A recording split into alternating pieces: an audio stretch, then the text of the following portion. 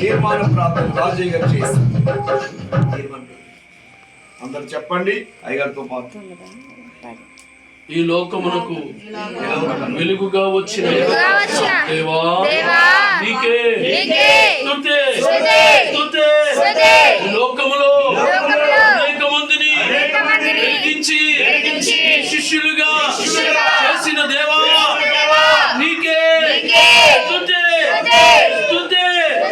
ఈరోజు నన్ను వెలిగించిన దేవా నీకే స్తుతి.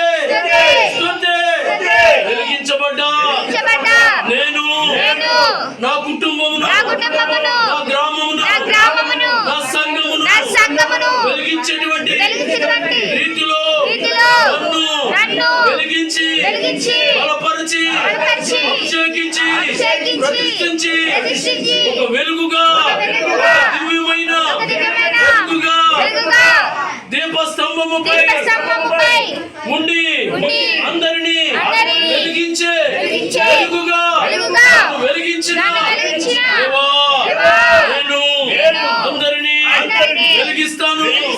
వెలిగించబడి వెలిగిస్తాను. ఇంటి తీర్మానమును నేను నా హృదయపూర్వకంగా తెలియజేస్తున్నాను.